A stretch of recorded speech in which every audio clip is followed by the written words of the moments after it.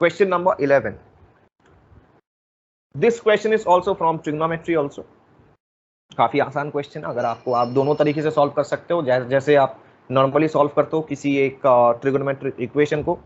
ठीक है, ये सिंपल सा एक इक्वेशन गिवन है. इन दिस रेंज 0 से लेके 2 pi, both including the equation cos of sin x is equal to half is what? Cos of sin x is equal to half. ठीक है, दिस है जीरो सोल्यूशन. कितने solutions बनेंगे? How many solutions of x basically in this interval 0 से लेके half. Graphically आप solve कर सकते हो. You draw the graph of cos of sin x and draw the graph of y is equal to half. Both side आप graph draw कर लो.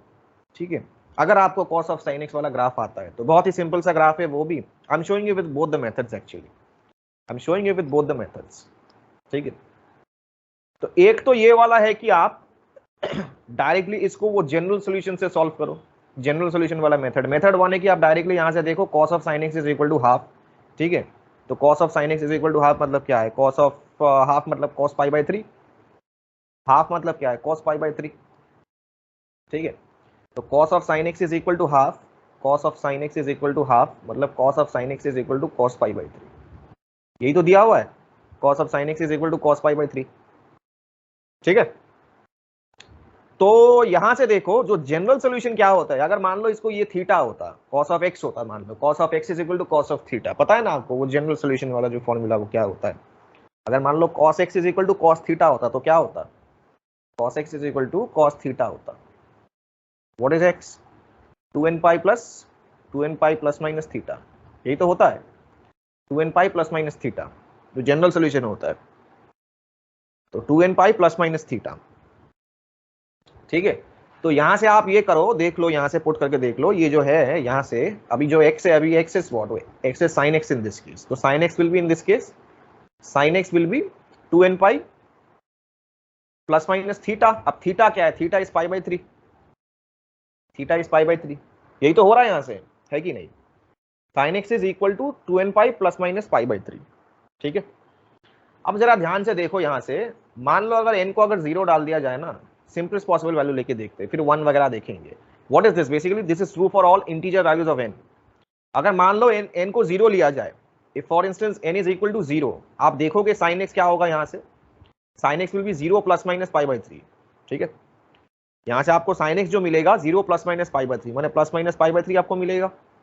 ठीक है, sin x will be plus minus pi by 3 अगर 0 डाला जाए तो. ठीक है, जो सिंपलेस्ट पॉसिबल वैल्यू है वही मैंने डाला है. आप कोई दूसरा वैल्यू अगर डालेंगे तो वो तो, ये तो 0 तो सिंपलेस्ट पॉसिबल वैल्यू है ना n के लिए. तो sin x is plus minus pi by 3. अगर मान लो ये अगर प्लस माइनस पाई बाई 3 है, मतलब sin x is equal two plus minus pi by 3. इसका आउटपुट जो दे रहा है वो प्लस माइनस पाई बाई 3 है. ठीक है, तो इसका जो मतलब x अगर कुछ भी हो जाए, इसके लिए कुछ ना कुछ आपको x ऐसा मिलेगा जिसके लिए ये बोल रहा है कि ये आपको आंसर आपको पाई by 3 plus minus pi by 3 मिलेगा, या तो प्लस पाई बाई 3 नहीं तो माइनस पाई बाई 3, ऐसा कुछ मिलेगा आपको. अब ये पॉसिबल है क्या? ये पॉसिबल है नहीं, क्योंकि ये जो पाई बाई 3 है, this is approximately basically 1.05 actually. ये 1 से ज्यादा है एक्चुअली. आप देखोगे 3.14 पाई बाई 3 मतलब क्या है? 3.14 डिवाइडेड बाई 3. ठीक है, तो अप्रोक्सीमेटली दिस इज 1.05. तो this is more than 1 and sin x is greater than 1 is never possible. sin x का जो मैक्सिमम, हमें पता है क्या? sin x lies in between -1 and 1. So it can not be greater than 1. इसका जो output होगा, range of sin x can not be greater than 1. तो डेफिनेटली इसके बियॉन्ड अगर वैल्यूज को अगर बढ़ाओगे, मान लो n को अगर 1 ले लिया, 2 ले लिया, तो obviously this will, the result will be more than 1. अगर ये -3 भी होता, माइनस पाई बाई 3 भी होता, तब भी आप देखोगे कि ये क्या होता? लेस देन 1 हो जाता, -1 हो जाता. ठीक है, ये लेस देन -1 हो जाता, नीचे गिर जाता, फिर ये -1.05 होता, which is less than -1. तो obviously this is actually will have no solution.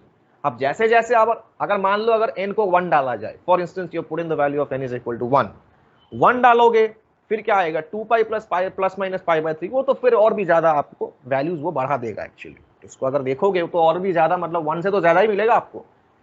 जैसे जैसे आप वैल्यूज को इंक्रीज करोगे, n को 1 डालोगे, 2 डालोगे, वो तो वैल्यूज इंक्रीज ही होगा, तो वहां से आपको नो सॉल्यूशंस ही मिलेंगे. So option A is correct, which is 0 solutions. No solutions for this. ठीक है. I hope the reason is clear to you why this is having no solutions. वरना आप ग्राफिकली चेक कर सकते हो सकता है कि कुछ टाइम लग जाए। ये तो बहुत ही सिंपल प्रोसीडियर मैंने आपको बोला, देख के आप यहाँ से सोच सकते हो ये वाला। ये तो ग्राफिकली अगर मान लो कोई देख के ही ना ऐसे टाइप के जो इक्वेशंस है कोई देख के पहले ग्राफ लगाएगा, क्योंकि हमें पता है what is cos of sine x का ग्राफ जो होता है एक स्टैंडर्ड ग्राफ होता है, ठीक है, ड्रॉ करने में भी बहुत ही आसानी रहती है। Cos of sine x has the range, इस range of cos of sine x is cos 1 से लेके 1 तक। आपको पता है ये जो कॉस एक्स का जो ग्राफ है, ठीक है, ये मेरा ये आप मेथड नंबर 2 मान के सकते हो। जो कॉस एक्स का जो ग्राफ होता है ये होता है, ये होता है कॉस एक्स का ग्राफ,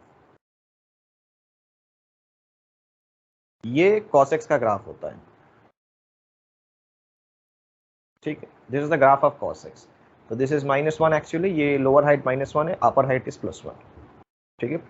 ये 0 है, ये π/2 है, ये 3π/2 है, एंड सो ऑन, ठीक है। अब जो पूछा है ना ये कि cos x is equal to half basically, तो once what we'll do, we'll draw the graph of cos of sin x and draw the graph of y is equal to half, और देखेंगे कि दोनों का पॉइंट ऑफ इंटरसेक्शन कहां पे लाई करेगा, ये हम देखेंगे। अब आप जानते हैं कि cos of sin x का जो ग्राफ है, पहले देखो cos of sin x में क्या हो रहा है। cos of sin x में जो ये जो sin x है ना, sin x lies in between -1 से लेके 1 तक, ये हमें पता है। sin x lies in between -1 से लेके 1 तक। ये जो π/2 है ना, π/2 is approximately pi is 3.14 divided by 2, मतलब अप्रोक्सीमेटली 1.57 है ये 1.57 है। फिर -π/2 है, this is -π/2 and this is approximately -1.57 similarly. अब 3π/2 है, मतलब 3 टाइम्स 3π/2 मतलब क्या है, 3π/2 मतलब 3 times 1.57, π/2 is basically 1.57, so 3 times 1.57 मतलब 3 times 1.5, अप्रोक्सीमेटली 4.5 मिलेगा आपको। ये अप्रोक्सीमेटली ये है क्या, 4.5। तो सिमिलरली दिस इज अप्रोक्सीमेटली -4.5। अब ध्यान से यहां से देखो, ये पूछा है कि cos ऑफ sin x, आप cos ऑफ sin x पहले बना लो। cos of sin x, cos of sin x क्या होता है, cos ऑफ sin x मान लो ये अगर 1.57 है, ठीक है, ये अगर 1.57 है, हमें पता है कि sin x, ये जो इनसाइड वाला जो फंक्शन है cos ऑफ sin x, ये एक कॉम्पोजिट फंक्शन है। cos के अंदर sin दिया गया है, नॉर्मली cos x होता है, cos के अंदर sin दिया गया है, मतलब एक कॉम्पोजिट फंक्शन है। तो cos के अंदर sin हुआ तो sin x is basically lying in between -1 से लेके 1 तक। अगर मान लो sin x max to max अगर 1 हो गया, अगर मान लो sin x अगर 1 हो गया, ठीक है, इसको 2 मिनट के मान लो cos ऑफ थीटा है, अगर थीटा 1 हो गया, ठीक है, थीटा 1 हो गया, अंदर वाला मान लो अंदर वाला अगर 1 हो गया, तो 1 कहां पे होता है, 1 यहां पे होगा ना, 1 will be somewhere over here, ठीक है। 1 ये अगर 1.57 है तो उसके पीछे आपको यहां पे 1 मिलेगा, तो function value of 1 will be somewhere over here, this is the function value of 1, somewhere over here you have the function value of 1। और यहां पे आपको सिमिलरली -1 आपको यहां पे मिलेगा। दोनों ही आपको जो हाइट देगा ना वो पॉजिटिव हाइट देगा, क्यों, cos ऑफ कुछ भी डालो, cos ऑफ -1 भी डालोगे तो वो आपको आउटपुट जो देगा cos of -1 is the same as cos of 1 only, ठीक है। जो आउटपुट देगा वो क्या होगा, वो cos ऑफ 1 ही तो होगा, cos ऑफ -1 भी cos ऑफ 1 ही होता है, cos of -θ is cos theta, ठीक है। तो यहां पे जो आप देखोगे, ये जो आपको मिला है ना, ये 1 पे ये हाइट ये देगा, -1 पे ये हाइट ये देगा, फंक्शन वैल्यू। तो बेसिकली द मिनिमम हाइट ये होगा, और मैक्सिमम हाइट कितना जा रहा है। आप हाइट कैसे देखोगे, अलोंग द वाई एक्सिस। तो ये जो ग्राफ हो रहा है ना, the graph into consideration is this graph, this is the graph into consideration, यहां से लेके यहां तक, ठीक है। ये π/2 तक पहुंचेगा ही नहीं, this is the graph into consideration, यहां से ये ऐसे करके चला जाएगा, मतलब this is not the consideration actually, ये π/2 तक जाएगा ही नहीं, यही तक स्टॉप हो जाएगा। ये जो मिनिमम जो हाइट आएगा ना, this is the minimum height, this is the minimum height, मतलब रेंज जो आएगा। और मैक्सिमम हाइट क्या आएगा, this is the maximum height, maximum height of the graph will be how much, this is the maximum height actually, this is the maximum height। maximum height क्या होगा 1, और minimum height क्या है, जहां पे इसका फंक्शन वैल्यू है, cos of -1 भी 1 होता है, sorry cos of -1 is also cos of 1, cos of 1 is also cos of 1, मतलब जो मिनिमम हाइट है ये है cos of 1, ये इसका रेंज होता है। cos of sin x का रेंज क्या होगा, cos of sin x का जो रेंज होगा वो है cos 1 से लेके 1 तक। रेंज कैसे देखोगे, अलोंग द वाई एक्सिस तो देखा जाता है, तो ये जो मिनिमम हाइट वो होगा ये हाइट, और जो मैक्सिमम हाइट होगा वो है ये हाइट, तो cos ऑफ 1 से लेके 1 तक ये होगा रेंज। समझे ना, क्लियर हुआ, ये होगा रेंज ऑफ दिस फंक्शन। अब पूछा क्या है कि cos of sin x is equal to half दे दे। अब हाफ कहां पे देगा, सोचो, cos of sin x half कहां पे देगा, अगर sin x अगर π/3 हो गया, ठीक है ना, sin x अगर π/3 होगा, क्योंकि हमें ये पता है कि cos π/3 is half, cos 60 half होता है ना, cos 60 हाफ होता है। अगर मान लो cos 60 हाफ हो गया, हाफ कहां पे आएगा, cos 60 हाफ हो गया मतलब cos 60 बोले तो π/3, and what is π/3, π/3 is approximately 1.05, पता है हमें, π/3 इज अप्रोक्सीमेटली 1.05, मतलब यहां पे आएगा 1 से थोड़ा ज्यादा, 1.05 है ना, यहां पे आएगा 1.05, यहां पे आएगा 1.05, ठीक है। तो 1 से थोड़ा ज्यादा, अब 1 से थोड़ा ज्यादा लोगे, 1 से थोड़ा ज्यादा मतलब 1.05, तभी तो आपको वो cos of 1.05 you will get as half, ठीक है। अगर 1.05 लोगे तो आपको ये हाफ देगा, समझे, 1 से ज्यादा। तो 1.05 पे आपको फंक्शन वैल्यू कहां पे मिलेगा, somewhere over here you will get the function value, यहां पे आपको मिलेगा फंक्शन वैल्यू, ठीक है। सिमिलरली अगर -1.05 भी लिया जाए ना, -1.05 will be somewhere over here, आपको यहां पे मिलेगा फंक्शन वैल्यू, जो basically the y is equal to half का जो ग्राफ है ना, what I am trying to say is the graph of y is equal to half will be somewhere over here, ये होगा this pink graph you are saying, ये नीचे रहेगा ना, नीचे रहेगा, और ये तो ग्राफ यहां पर, yellow portion is over here, so you are not getting any solution from here, समझे क्या, ये जो ग्राफ है ये y is equal to sin x, y is equal to half वाला ग्राफ यहां से जाएगा, फंक्शन वैल्यू यहां पे देगा ना, 1.05 पे फंक्शन वैल्यू यहां पे देगा, so it's passing through the line y is equal to half, ये y is equal to half line यहां पे होगा, पॉइंट यहां पे आ रहा है, मतलब y is equal to half line will be over here, ठीक है, मतलब वो ग्राफ तो ऊपर से जा रहा है। What is our consideration graph, our consideration graph is starting from here, cos 1 से स्टार्ट हो रहा है ना, cos 1 से स्टार्ट हो रहा है एंड 1 तक जा रहा है, this is the yellow graph is the graph which is coming into consideration of cos of sin x, पर जो y is equal to half line है वो नीचे से जा रहा है ना, नीचे से जा रहा है, वो तो कभी भी इंटरसेक्ट नहीं करेगा, दिस विल नेवर इंटरसेक्ट, तो definitely there is zero solution for this. ये आपको समझ में आया ना, ग्राफिकल वे से कैसे हमने सॉल्व किया। In this question is given that a particle is allowed to move in the xy plane by choosing any one of the two jumps, तो वो एक पार्टिकल होगा xy प्लेन पे, वो जंप करता हुआ जाएगा, ठीक है।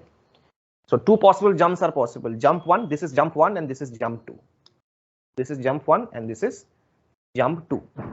jump 1 पे ये बोल रहा है कि move 2 units to the right and 1 unit up, या तो 2 यूनिट्स मतलब वो जो पार्टिकल होगा, मान लो अगर ए बी पे हुआ तो 2 यूनिट्स ऑन द राइट, ठीक है, 2 units on the right and 2 units 1 unit up, ठीक है, and move 2 units up, jump 2 में क्या हो रहा है, move 2 units up and 1 unit to the 1 unit to the right, 2 units up, 2 units up, ठीक है, ऐसे 2 units up and move 1 unit up. अब P पूछा है कि P is 30,63, Q is 100,100, and if the particle starts at the origin, so P is reachable at Q but not Q, Q is reachable but not P, both P and Q are reachable, neither P nor Q is reachable। हमें देखना है कि P and Q are reachable or not, can P or Q reach or cannot reach, ये चीज हमें देखना है, ठीक है। वो जंप करते हुए एक पार्टिकल जाएगा, वो पार्टिकल हमें यही देखना है कि ये जो पार्टिकल है this will either reach at P और रीच एट Q, ये चीज हमें भाई देखना है, और कुछ है नहीं क्वेश्चन में, ठीक है। And it starts from the origin, बहुत ही आसान क्वेश्चन है, अगर आप थोड़ा क्वेश्चन को समझोगे बहुत ही आसान क्वेश्चन है, ठीक है। मान लो मैंने इन जनरल क्या करूंगे ना, इन जनरल मान लो ये पार्टिकल स्टार्ट हो रहा है कहां से, पार्टिकल स्टार्ट हो रहा है ओरिजिन से, मान लो ये पार्टिकल स्टार्ट हो रहा है ओरिजिन से, ठीक है।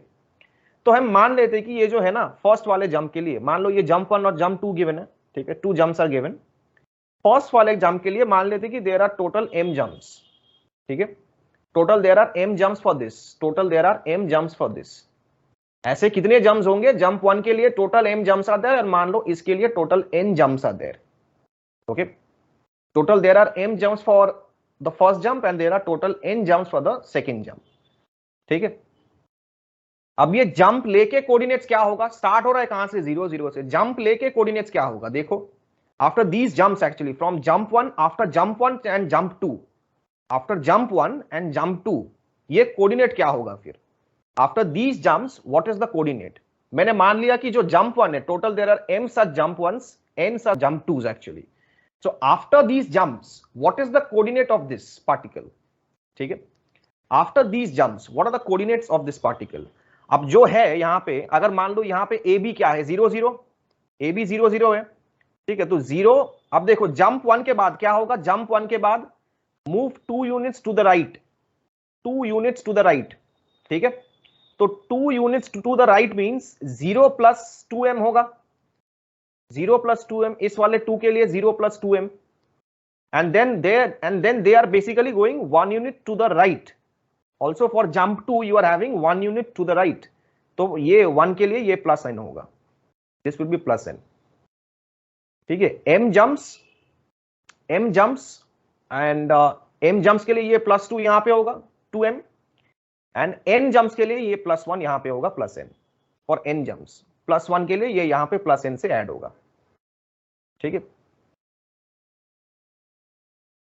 एंड सिमिलरली अगर इस वाले कोऑर्डिनेट y कोऑर्डिनेट को अगर देखा जाए ना this is the new coordinates in general in terms of m and n similarly new coordinate पे देखो न्यू कोऑर्डिनेट पे सिमिलरली ये जो बोला है ना total similarly in this manner we have total m jumps from this string okay तो ये जो जा रहा है मूव 1 यूनिट अप तो m jumps on the 1 unit up तो m जंप्स 1 यूनिट अप उसके लिए होगा m उसके लिए होगा m ठीक है ना उसके लिए होगा m फिर क्या हो रहा है जंप 2 में क्या हो रहा है जंप 2 में ये 1 हो गया ये 1 हमने लिया है m और फिर जंप 2 में क्या हो रहा है 2 टाइम्स n तो m plus 2n move 1 unit up उसके लिए m टाइम्स 1 और move 1 unit to the right तो उसके लिए n टाइम्स 2 ठीक है तो जंप 2 के लिए n टाइम्स 2 तो m प्लस 2n ये आपका बनेगा this is the new coordinate in general ये न्यू कोऑर्डिनेट होगा इन जनरल ठीक है तो ये जो जनरल में ये जो कोऑर्डिनेट होगा ये 0 भी इसके साथ ऐड हो रहा है मतलब m प्लस 2n हो रहा है ना इसके साथ तो ये 0 ऐड होगा मैंने यहाँ पे 0 नहीं लिखा है तो मोर और लेस ये जो हो रहा है ना overall what is happening is basically this coordinate is equivalent to से 2m प्लस n मतलब जंप के बाद ये दोनों जंप के बाद ये होगा एक्चुअली ये दोनों जंप्स के बाद ये होगा 2m plus n and m plus 2n this is the overall idea ये जंप्स के बाद ये होगा अब पूछा गया है कि p का जो कोऑर्डिनेट है वो है p is 30,63 and q is 100,100 ठीक है मतलब क्या है ना p is given to be 30,63 p is given to be 30,63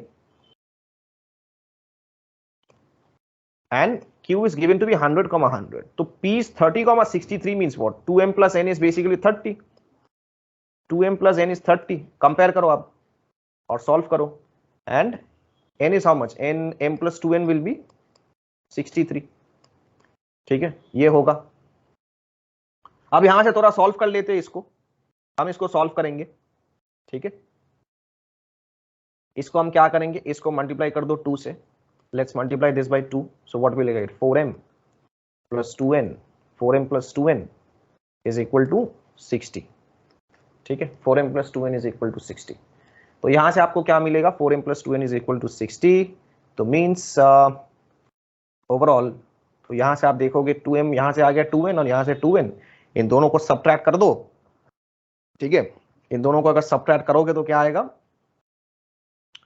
4m minus ये बन जाएगा 4m माइनस m मतलब 3m बन जाएगा और ये 2m minus 2n will cancel out और ये 60 माइनस 3 मतलब -3 बन जाएगा तो m will be -1 in this case m will be -1 and -1 possible है नहीं m cannot be -1 m such jumps are there m cannot be -1 m cannot be a negative m such jumps are there yo jump कभी भी negative नहीं हो सकता jumps cannot be negative it's a negative integer which you are getting from here ठीक है so negative numbers are not allowed which means यहां पे क्योंकि आपको नेगेटिव इंटीजर यहां पे मिला है तो definitely this p cannot be reachable p cannot be reachable this jumps cannot be negative p cannot be reachable p cannot be reachable ठीक है ये p is reachable option A तो हो नहीं सकता ठीक है अब या तो बी सी डी में कुछ होगा, P can not be reachable, ये हमने कंक्लूड किया। तो सिमिलरली क्यू के लिए भी आप सॉल्व कर लो। What is Q? Q is basically 100, 100। Q is basically 100, 100। 100, 100 मतलब क्या है, आप इसको कंपेयर करो, मतलब 2m plus n is basically 100, ठीक है। And similarly m plus 2n is basically 100, ठीक है, आपको ये मिलेगा। तो ओवरऑल यहां से आपको क्या मिलेगा? सिमिलरली आप मल्टीप्लाई करके सॉल्व कर सकते हो, इसको आप 2 से मल्टीप्लाई कर दो, ठीक है। तो ये क्या बनेगा, ये 4m plus 2n is equal to 200। 4m plus 2n is equal to 200, ठीक है। 4m plus 2n is equal to 200 and then similarly subtract करोगे तो क्या आएगा, 3m is equal to 200 minus मतलब 100 आएगा। तो m विल बी 100/3। अब 100/3 ये तो इंटीजर है नहीं, ये इंटीजर तो है नहीं, ठीक है ना, this is not an integer. So ये जो आपको मिलेगा, ये क्योंकि ये इंटीजर है नहीं तो definitely we can not, this is a jump actually, ये जो एम्स है all these are jump, so this has to be a fixed integer. अब जंप जो होगा, आप जंप जो ले रहे हो ना, तो this has to be a fixed integer. So definitely this is not a fixed integer over here, so obviously this is also not reachable, q is also not reachable, so neither p nor q is reachable, neither p nor q is reachable, option D will be correct, neither p is reachable nor q is reachable। 13 वाले पे चलते हैं।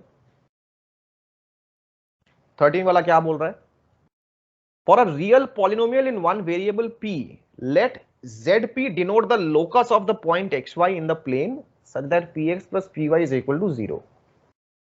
ये जैसे structured question दिया गया है ना, जैसे वो लैंग्वेज उन्होंने यूज किया है, ये आप देखते ही आपको पहले अनकंफर्टेबल एक फीलिंग लगेगा, क्योंकि उन्होंने जैसे क्वेश्चन को डिजाइन किया है, आप देखिएगा, ZP denotes the locus of the point xy in the plane such that px plus py is equal to 0। Options को देखो ध्यान से, there exists polynomials q1 q2 such that z of q1 is a circle and parabola, there does not exist any polynomial q such that zq is a circle or a parabola, ठीक है। फिर सी में क्या हो रहा है, there exist a polynomial q such that z q is a circle but does not exist any polynomial p such that z p is a parabola. फिर next वाले पे भी पैराबोला नहीं तो सर्कल। मतलब पूछा क्या है कि what is the given, according to the given information जो आपको कर्व मिलेगा वो क्या एक पैराबोला होगा कि सर्कल होगा, ठीक है। जो आपको एक कर्व मिलेगा वहां से जो इक्वेशन मिलेगा that will satisfy, that will be a parabola और सर्कल, या तो पैराबोला नहीं तो सर्कल, या फिर दोनों होगा, वो हमें देखना है भाई, और कुछ है नहीं।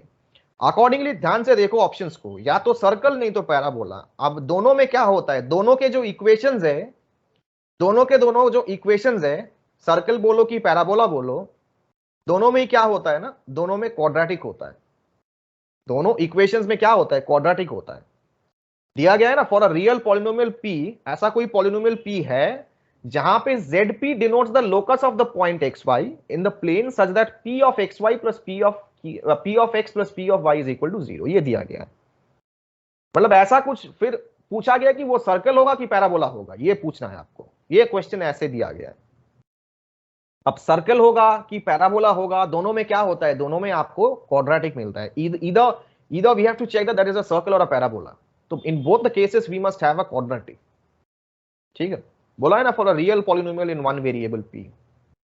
अब दोनों केसेस में आपको खाली वो दोनों केसेस में वो क्वाड्रेटिक मिलता है। आप जानते हो कि पैराबोला बोलो कि सर्कल बोलो, दोनों केसेस में क्वाड्रेटिक होता है। तो एक काम करो कि जनरल क्वाड्रेटिक मान के आप काम करो।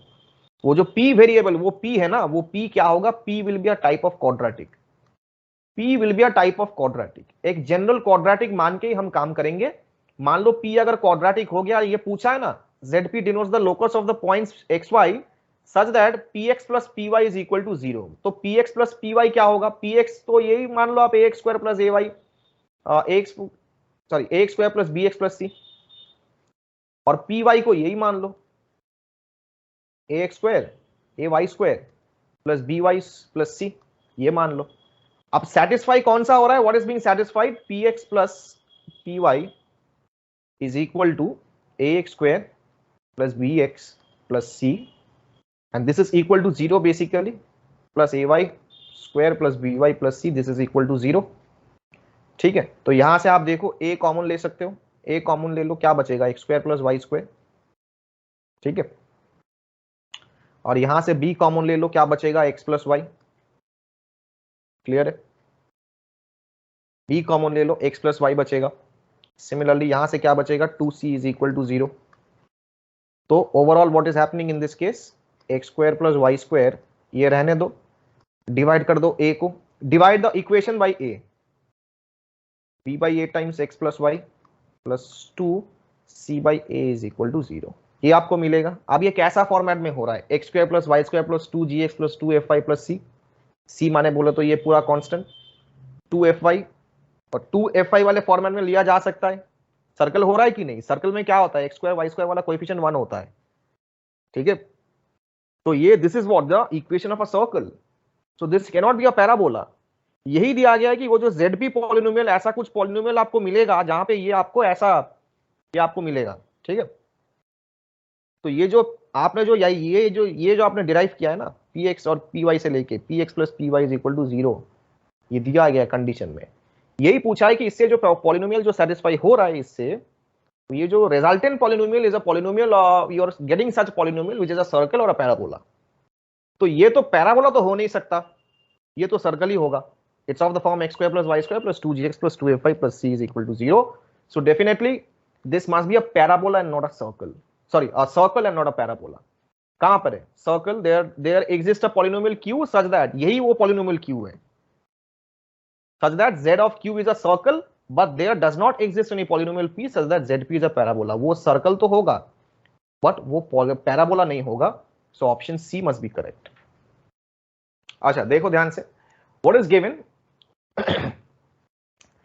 in this question is given that px is a fourth degree polynomial in x where these are all real coefficients। ठीक है, a3 a2 a1 a0 ये सब रियल कोएफिशिएंट्स है बोला है।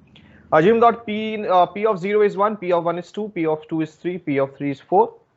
और अब यहाँ से आप लोग मैक्सिमम लोग बोल दोगे कि p of 4 is, ये तो पैटर्न दिख रहा है यहाँ से, p of 0 is 1, p of 1 is 2, p of 2 is 3, 3 4 हो रहा है, p of 3 के लिए 4 आया, तो पूछा है what is p of 4, 4 के लिए 5 होना चाहिए। ये पैटर्न यहाँ से देख के आप लोग बोल दोगे डेफिनेटली ये 5 तो होगा नहीं, ये तो श्योर है 5 होगा नहीं, वरना इतना आसान होता तो वो क्वेश्चन यहाँ पे पूछते नहीं। तो यही से अगर देख के बोल देते हैं कि p of 0 1 हो रहा है, 1 के लिए 2 हो रहा है, 2 के लिए 3 हो रहा है, 3 के लिए 4 है, तो 4 के लिए 5 ही होगा। ठीक है, तो whatever is given accordingly we have to proceed. कुछ गारंटी है नहीं कि p of 4 के लिए 5 ही होगा।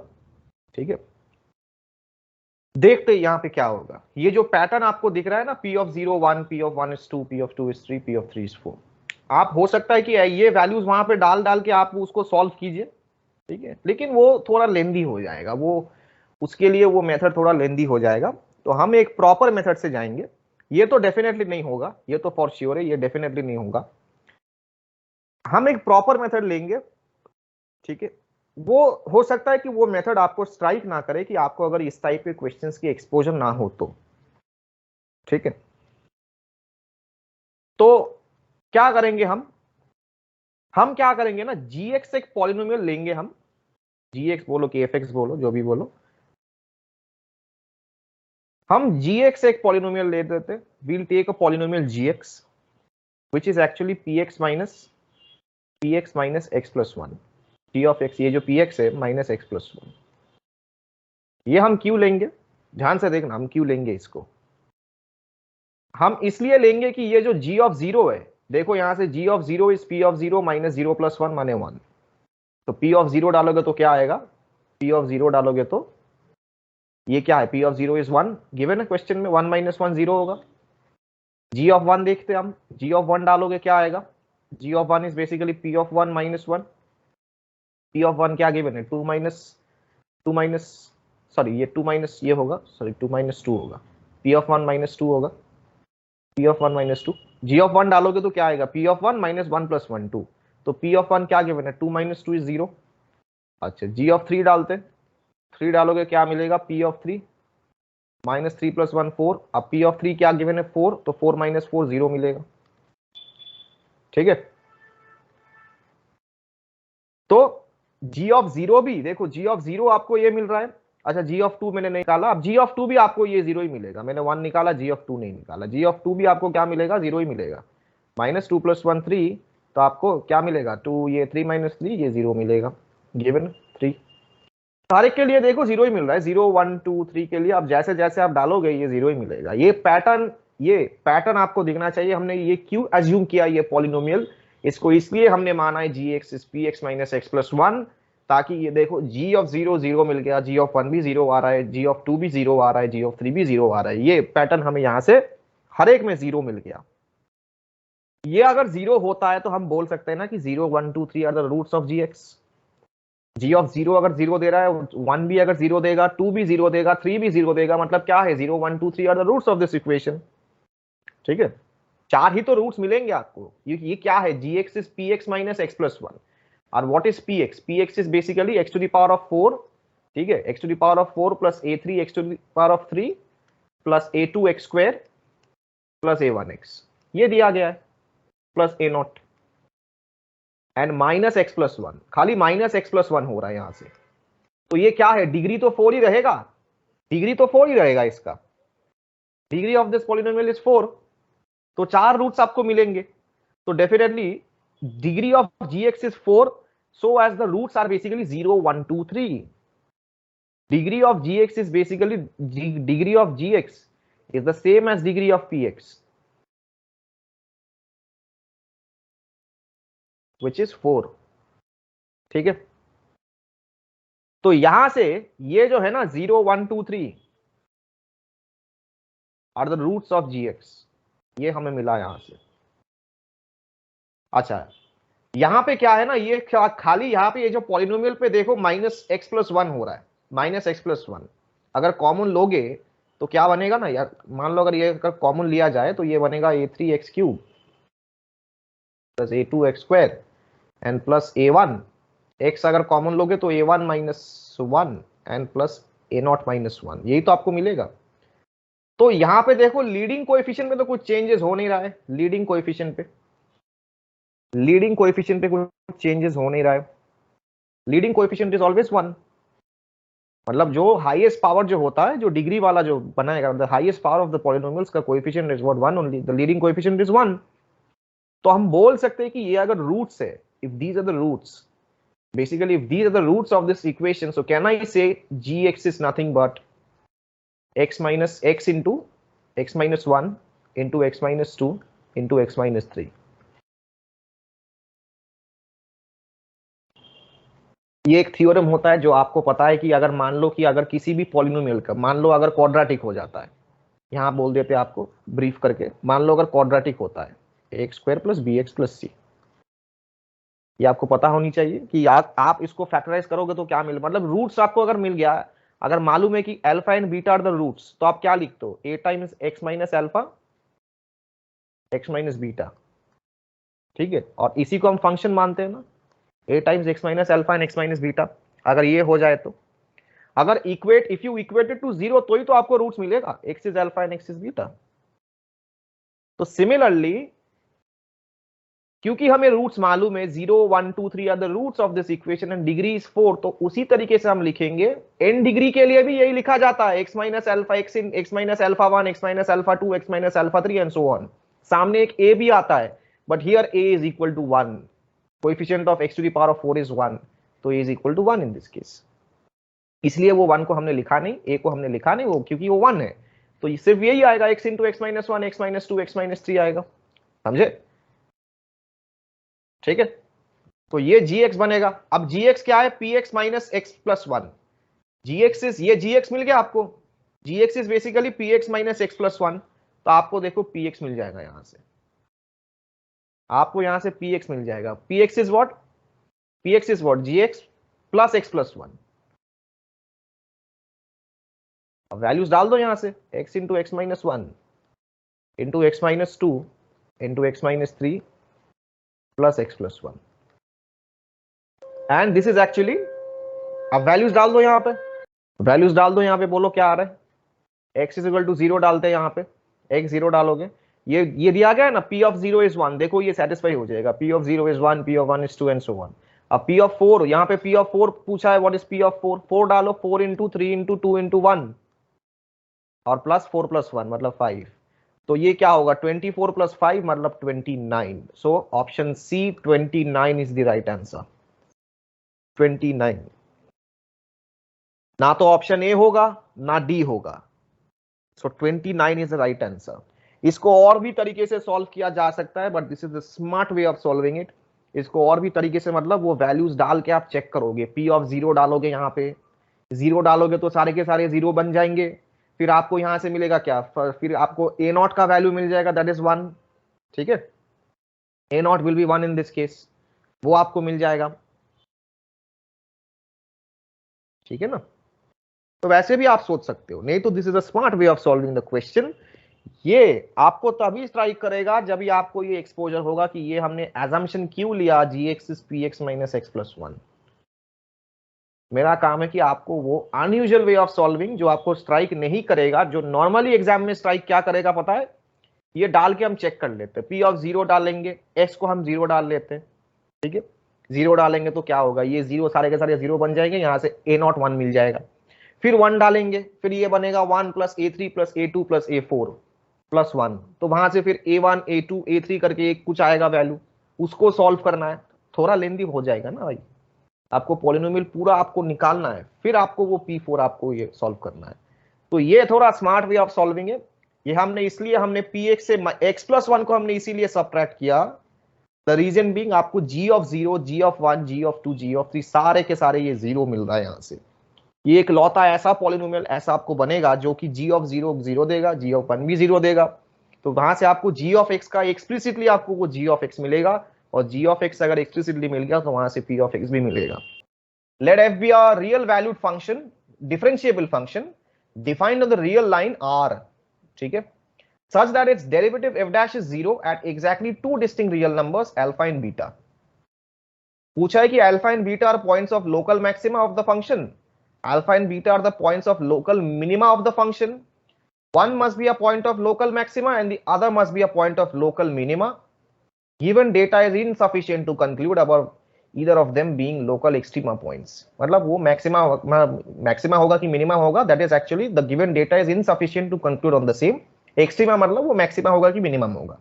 तो आपको ये देखना है कि कहां पे वो लोकल मैक्सिमा होगा by the given data. Are you getting local maxima और लोकल मिनिमा, ये आप कैसे कंक्लूड करोगे? Okay, let's see, let's discuss this. If be a real valued function, differentiable function defined on the real line R such that its derivative f dash is 0 at exactly two distinct real numbers। अच्छा, मतलब इसका जो derivative, कोई function आपको मिलेगा differentiable function, उसका जो derivative है this is equal to 0 at two distinct real numbers alpha and beta. मतलब ये 0 होगा कहां पे? x is equal to alpha and x is equal to beta पे। ठीक है, f dash of alpha is equal to 0 and so as f dash of beta is equal to 0। पूछा गया है कि अल्फा बीटा पे लोकल मैक्सिमा मिलेगा कि नहीं मिलेगा, minima, local maxima and local minima. Will you get local maxima और local minima at x is equal to alpha and x is equal to beta? This is the question. ठीक है, ये बहुत सारे लोगों ने ना ये सी आंसर दिया है, सी, क्योंकि एक रूट अगर x is equal to alpha है, दूसरा अगर x is equal to beta है, f dash of x is equal to 0 मतलब वो क्या होगा? एक पे मिनिमा मिलेगा, दूसरे पे मैक्सिमा मिलेगा। बहुत सारे लोगों ने सी ऑप्शन दिया है। अगर 0 होता है, मान लो f dash of x is equal to 0 और यहाँ पे x is equal to alpha पे और बीटा पे 0 हो रहा है, तो एक पे मिनिमा मिलेगा, दूसरे पे मैक्सिमा मिलेगा। तो ऑप्शन सी बहुत सारे लोगों ने मार्क किया है, but this is ISI actually, इतना डायरेक्ट क्वेश्चन पूछेगा नहीं, तो कुछ तो घुमाएगा आपको क्वेश्चन। ठीक है, alpha beta local maxima local minima मिलेगा कि नहीं मिलेगा। ठीक है, आपको आप ग्राफिकली चेक कर सकते हो, ऐसा ग्राफ बनाओ, ऐसा ग्राफ बनाओ। देखो एक ऐसा मैंने ग्राफ बना लिया, यहाँ पे देखो f dash of x 0 होगा, अब देखोगे वहां पे ना तो मैक्सिमा मिलेगा ना मिनिमा मिलेगा। ठीक है, एक कैसा बना है, मान लेते कि सपोज फॉर इंस्टेंस एक ग्राफ ऐसे बना लेते हैं, एक ग्राफ, चलो कैसे बनाया है, चलो ऐसे कुछ बना लेते हैं, ये ऐसे करके, ठीक है, ऐसे बना लिया मैंने, ऐसे करके ऐसे बना लिया। अब यहाँ देखो, ये यहाँ पे देखो कॉन्केविटी चेंज हो रहा है, मतलब यहाँ पे कॉन्केव डाउन था ना, अब यहाँ पे कुछ कॉन्केविटी चेंज हो रहा है, मान सकते हो यहाँ पे कुछ कॉन्केविटी चेंज हो रहा है। जहां पे कॉन्केविटी चेंज हो रहा है ना, मान लो कोई एक ग्राफ ऐसा था, फिर ये कॉन्केविटी चेंज करके ऐसे चला गया, दिस इज कॉन्केव डाउन, ये कॉन्केव डाउन होता है और ये कॉन्केव अप होता है, ठीक है। तो जहां पे ये जो टर्निंग पॉइंट्स चेंज हो रहा है ना, wherever this is turning its point, this turning this actually, जहां पे ये टर्निंग पॉइंट्स चेंज होता है, तो this is actually what the point of inflection, ये होता है पॉइंट ऑफ इन्फ्लेक्शन, इसको हम बोलते हैं पॉइंट ऑफ इन्फ्लेक्शन, जहां पे वो चेंज हो रहा है, कॉन्केविटी जहां पे चेंज हो रहा है। ये ग्राफ कुछ ऐसा जा रहा था, फिर चेंज हो गया, कॉन्केविटी जहां पे चेंज हो रहा है, ये हम बोलते हैं point of inflection. Mathematical language में पॉइंट ऑफ इन्फ्लेक्शन बोलते हैं, ज्यादा तो ये यूज नहीं होता आप लोग के सिलेबस में, ये पॉइंट ऑफ इन्फ्लेक्शन बोला जाता है, वेयर कॉन्केविटी चेंजेस। अब कॉन्केविटी यहां पे चेंज हो रहा है ना, कॉन्केविटी यहां पे चेंज हो रहा है, तो यहां पे आप देख पा रहे हो कि यहां पे देखो F dash of x zero भी हो रहा है, यहाँ पे exactly F dash of x zero भी हो रहा है। अगर इस पॉइंट को देखा जाए, इस पॉइंट को अगर देखा जाए, तो यहाँ पे exactly F dash of x zero हो रहा है। F dash of x zero कहाँ पे होता है, जहां पे आपको वो वर्टिकल टेंजेंट मिलता है ना, हॉरिजॉन्टल टेंजेंट जो आपको मिलेगा, वहां पे एक F dash of x zero होता है। मान लो ये वाला अगर कुछ ऐसा ग्राफ लिया जाता है, तो इस वाले पे यहाँ पे आपको F dash of x zero मिलता है, इस वाले पे, ठीक है, एकदम हाईएस्ट पॉइंट पे आपको F dash of x will be zero, ठीक है। और आप जानते हैं कि ये यहाँ पे अगर टेंजेंट ड्रॉ किया जाए, this tangent is parallel to the x axis, and over here that whenever line is parallel to x axis, उसका जो स्लोप होता है that is equal to zero, ठीक है। D by d x zero होता है, पता है, आप सबको पता है, बेसिक लॉजिक है। स्लोप तो क्या होता है, डी बाई डी एक्स ही तो होता है, तो in this case f dash of x will be equal to zero. अब यहाँ पे देखो, ना तो पॉइंट ऑफ मैक्सिमा है, अरे सब उड़ गया। अब यहाँ देखो, ना तो पॉइंट ऑफ मैक्सिमा है, ना तो पॉइंट ऑफ मिनिमा है, इस वाले रीजन पे कैसे कंक्लूड करोगे, ना तो पॉइंट ऑफ मैक्सिमा है, ना तो पॉइंट ऑफ मिनिमा है, खाली ग्राफ यहाँ पे कॉन्केविटी चेंज हो रहा है। मैक्सिमा मिनिमा आपको मिलेगा कैसे, हाईएस्ट पॉइंट इज मैक्सिमा मिलेगा, लोएस्ट पॉइंट भी मिनिमा मिलेगा, आपको तो यहाँ पे कुछ मैक्सिमा मिनिमा मिल नहीं रहा है, ठीक है, you are not getting some maxima minima, but still f dash of x is equal to zero, एक किसी पर्टिकुलर पॉइंट पे f dash of x is equal to zero. अब ये तो खाली एक ही पॉइंट पे हमने देखा, एक ही पॉइंट पे, यहां पे दिया गया कि 2 पॉइंट्स पे जीरो हो रहा है, तो आप कोई दूसरा ग्राफ बना लो, दूसरा ग्राफ बना लो। कैसे बनाओगे, ऐसे ग्राफ बनाओगे कि जहां पे एफ डैश ऑफ एक्स तो जीरो हो रहा है, 2 बार जीरो हो रहा है, और वो पॉइंट ऑफ इन्फ्लेक्शन भी है, पॉइंट ऑफ इन्फ्लेक्शन भी है, 2 बार जीरो हो रहा है, देखोगे कि F dash of x zero होगा, F dash of x will be zero, but आपको मैक्सिमा मिनिमा नहीं मिलेगा। कैसे ग्राफ बनाओगे, सोचो, सोचा करो, थोड़ा स्ट्रेस देके, दिमाग पे स्ट्रेस देके सोचा करो। देखो ये वाला एक ऐसा अगर ग्राफ मान लिया, f dash of x is equal to zero, 2 बार जीरो होगा, और वो पॉइंट ना तो मैक्सिमा पॉइंट होगा ना मिनिमम पॉइंट होगा, ठीक है, ऐसा कुछ मान लो। ये अगर ऐसे मैंने ग्राफ को ड्रॉ किया, कुछ ऐसे तरीके से, ऐसा कुछ मान लो, ऐसा मैंने ग्राफ को ड्रॉ किया, ठीक है, ये आप देख सकते हो, ऐसे मैंने ग्राफ को स्मूथ टर्न यहां से किया है। अच्छा, यहां से ध्यान से देखो, यहां से ध्यान से देखो, इस वाले पॉइंट पे, इस वाले पे देखो, इस वाले पे देखो, इस वाले, यहां पे देखो, इस वाले पॉइंट पे, यहां पे देखो, means over here this concavity is changing, ये कॉन्केव अप था, फिर डाउन हो गया, यहाँ पे कॉन्केविटी चेंज हो रहा है, यहाँ पे कॉन्केविटी चेंज हो रहा है। इस वाले पे देखो, यहाँ पे ये क्या है ना, ये ग्राफ है, this graph is actually here at this particular point f dash of x is equal to 0, यहाँ पे 0 हो रहा है, जो टेंजेंट, जो अगर टेंजेंट ड्रॉ करोगे, this is actually parallel to the x axis, f dash of x is equal to 0, ये ना तो पॉइंट ऑफ मैक्सिमा है, ना तो पॉइंट ऑफ मिनिमा है। यहाँ पे आपको एक पॉइंट, ऐसा पॉइंट मिलेगा जहां पे टेंजेंट ड्रॉ करोगे तो there is exactly f dash of x is equal to 0, ठीक है, ना तो ये पॉइंट ऑफ मैक्सिमा मिलेगा, ना तो पॉइंट ऑफ मिनिमा मिलेगा, आपको ऐसा आपको पॉइंट मिल सकता है, ठीक है। फिर उसी तरीके से मैंने ऐसे इस ग्राफ को थोड़ा मॉडिफाई कर दिए थे, अच्छा नहीं लग रहा है ग्राफ, ये ग्राफ मान लो ऐसा कुछ गया है ना, ये ग्राफ को तो ऐसा,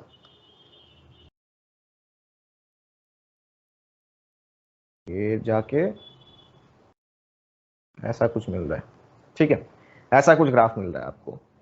यहाँ पे देखो, दूसरा एक पॉइंट ऑफ इन्फ्लेक्शन आपको मिलेगा, ये भी एक पॉइंट ऑफ इन्फ्लेक्शन है जहां पे चेंज हो रहा है, लेकिन यहाँ पे आपको ना तो मैक्सिमम वैल्यू मिलेगा ना मिनिमम वैल्यू मिलेगा, आपको मिल सकता है ऐसा पॉइंट, या फिर ऐसा आपको मैक्सिमम वैल्यू, ये यहाँ पे देखो, फिर से यहाँ पे कॉन्केविटी चेंज हो रहा है, ठीक है, यहाँ पे देखो, फिर से कॉन्केविटी चेंज हो रहा है, यहाँ पे कॉन्केव डाउन था, फिर चेंज होके ये कॉन्केव अप हो गया, ठीक है, यहाँ पे भी somewhere over here also you are getting some point of inflection, लेकिन यहाँ पे f dash of x zero नहीं होगा, यहाँ पे f dash of x zero नहीं होगा। लेकिन यहाँ पे देखो थोड़ा अच्छे से डायग्राम बनता ही नहीं है मुझसे, अच्छे से डायग्राम ना ठीक से कभी भी नहीं बनता डायग्राम अच्छे से, ये कुछ ऐसा आप मान के चल सकते हो। ठीक है, अब यहाँ पे देखो, फिर से देखो, यहाँ पे चेंज हो रहा है, यहाँ पे कुछ ना कुछ चेंज हो रहा है। आप ऐसे टेंजेंट्स बनाओगे, ये जो टेंजेंट्स होगा, this tangent is parallel to the x axis. यहाँ पे एफ डैश ऑफ एक्स तो जीरो होगा, F dash of x zero होगा, लेकिन यहाँ पे मैक्सिमम और मिनिमम नहीं मिलेगा आपको। यहाँ पे कुछ और, यहाँ पे शायद आपको ये जो पॉइंट है ना, यहाँ पे देखो फिर से कॉन्केविटी चेंज हो रहा है, लेकिन यहाँ पे आपको F dash of x zero नहीं मिलेगा। हर एक पॉइंट ऑफ इन्फ्लेक्शन पे f dash of x zero होगा, ये कुछ गारंटी है नहीं। ठीक है, यही पूछा है कि लोकल मैक्सिमा मिलेगा कि नहीं मिलेगा। अब लोकल मैक्सिमा लोकल मिनिमा के लिए क्या करते हो, f dash of x is equal to zero करते हो ना, you use to find the critical points आप फाइंड करोगे, फिर आप देखते हो उसके लिए, वही तो करते हो ना for local maxima and local minima. ठीक है, तो उसी तरीके से आपको यहां से देख पा रहे हो कि F dash of x is equal to zero over here also. यहां पे भी कॉन्केविटी चेंज हो रहा है, यहां से ये डाउन था फिर अप हो गया, ये यहां पर भी ऐसे कॉन्केविटी चेंज हो सकता है। यहां पे भी आपको ना तो लोकल मैक्सिमा मिलेगा ना लोकल मिनिमा मिलेगा। ठीक है, लेकिन f dash of x is equal to zero मिलेगा। तो ये जो आइडिया है, यहां पे देखो दो पॉइंट्स आपको मिले ऐसे, you are getting two such points you are getting where you are not finding maxima or minima, but you are finding points of inflection. यहां पे देखो points of inflection, ये points of inflection तो है, लेकिन यहां पे local maxima local minima आपको यहां पे नहीं मिलेगा। तो option D must be correct. The given data is insufficient to conclude about either of them being local extrema points.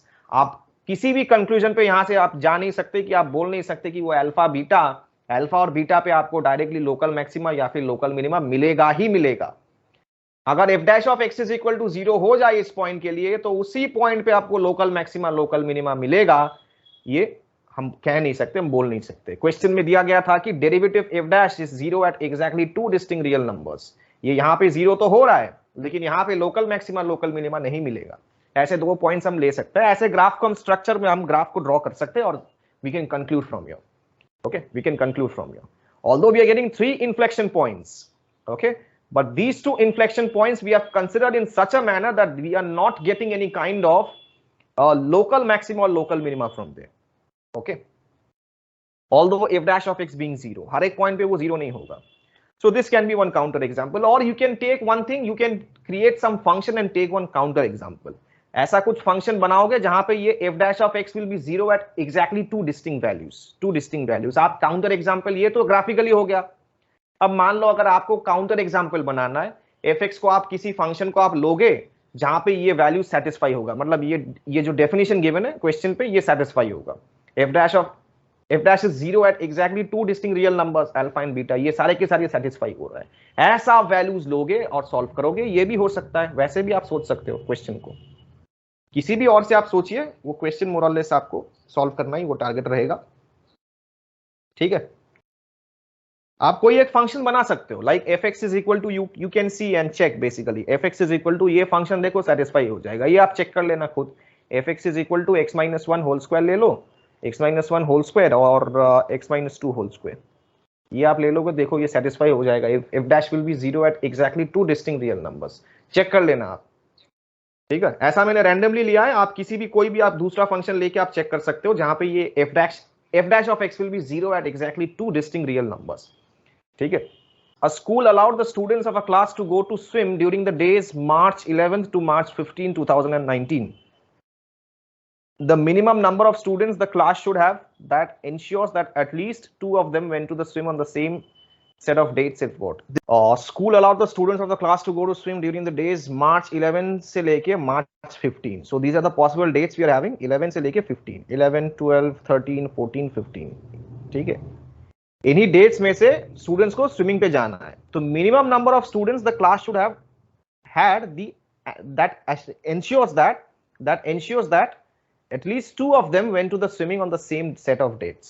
So basically what we need to find is we need to find how many distinct set of combinations of the dates are possible from these distinct dates, actually from these distinct dates. Okay, अब ये जो dates given है, out of these dates actually, so the students can have two options. मान लो किसी एक student को अगर लिया जाए तो स्टूडेंट के लिए two options होते हैं, या तो वो स्विमिंग पे जाए नहीं तो ना जाए.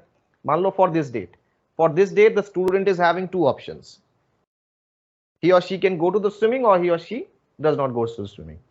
ठीक है, तो हर एक के लिए दो choices है. For this date we are having two choices, for this date we are having two choices, for this we are having two choices, and for every date we are having two choices. There are two choices for any given students, means either the student can go to the swimming or he or she cannot go to the swimming. उसके ऊपर depend होता है. ठीक है, तो for any given student how many total choices are there? Total choices for any given student will be 2 to the power of 5. इन सबको अगर product कर दिया जाए तो 2 to the power of 5 ये है total choices for any given student to go on a swimming on these dates. The total choices for any given student. ठीक है, total choices for any given student. पूछा गया है कि that how many the minimum number of students that a class should have that ensures that at least two of them went to the swim on the same set of dates. At least two of them should go on the same set of dates. तो यहाँ पे है ना 32 choices are there. तो basically the class must be having 32 students. ठीक है, each of the students will have distinct set of dates for which he or she can go for the swimming. ठीक है, ये total 32 students है, 32 choices. So for a particular student, for any given student there are 32 choices. तो मान लो 32 students are there in the class. So 32 students में से each of the student may have distinct set of dates for which he or she can go for the swimming. ठीक है, तो minimum number of students चाहिए so that minimum number of the students so that वो at least two of them, two या फिर उससे ज्यादा उन्होंने वो स्विमिंग करेंगे on the same set of dates. तो मिनिमम नंबर ऑफ स्टूडेंट्स कैसे होंगे, उससे एक ज्यादा. जो 32 जो है 32 choices are there for each of the students, उससे एक ज्यादा मिनिमम नंबर ऑफ स्टूडेंट्स होंगे. तो minimum number of students the class should have ensures that at least two of them went to the swimming will be 32 plus 1. So 32 plus 1 will give you 33. So option C will be correct in this case. Option C. This question says A1 less than A2 less than A3 less than A4. This ascending order is given in this manner. Be positive integers such that this summation is given. Summation I is equal to 1 से लेके 4. 1 by AI is equal to 11 by 6. इसका what is the meaning of this thing? First of all, if this ascending order is given, अगर ये दिया गया है कि A1 less than A2 less than A3 less than A4, अगर ये दिया गया है तो डेफिनेटली आप जानते हो कि 1 by A1 will be greater than 1 by A2 greater than 1 by A3 greater than 1 by A4. Definitely ये होगा, ये तो होगा ही होगा. ठीक है, तो इसे सॉल्व कैसे करें?